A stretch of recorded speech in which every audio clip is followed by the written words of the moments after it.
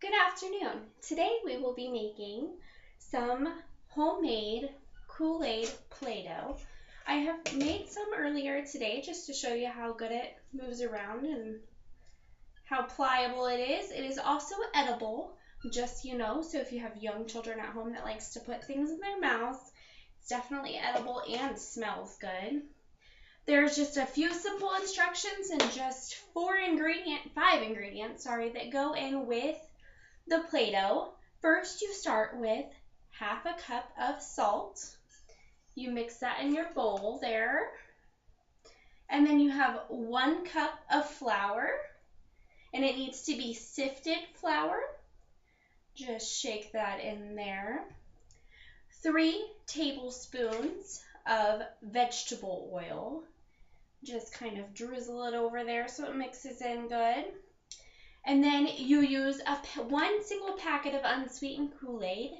You can use any color, any flavor that you wish to use. You can also use off-brand varieties if you prefer. Then you mix the Kool-Aid in with the oil and the water, or the oil and the salt and the flour. Dump the whole packet in there. I use grape.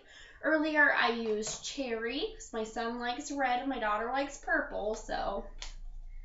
And then you mix around the mixture, and it's going to kind of give you an ucky brown mixture just because the color of the Play-Doh will not come out until the water is mixed in with the Play-Doh.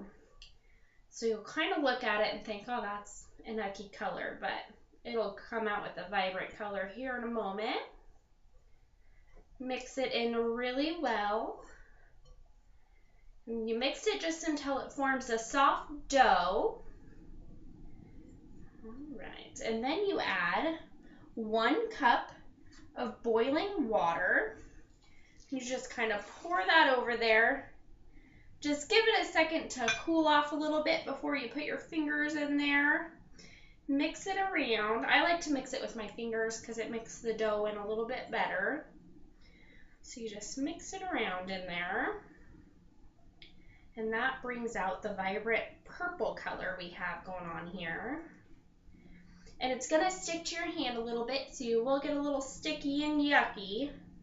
But it washes right off and it does not stain your fingers, which is an added plus. You just kind of knead it in there until you have a nice dough.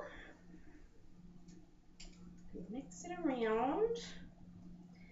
And after you have it mixed around, you have a nice Play-Doh.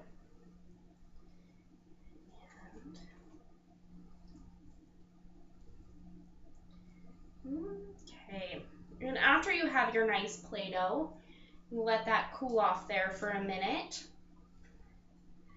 You can just see how easy it is to move the Play-Doh around.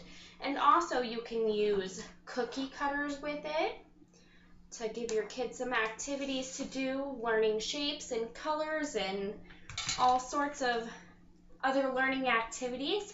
And like I said, it's a very easy, simple, and cost-effective activity to do at home with your children.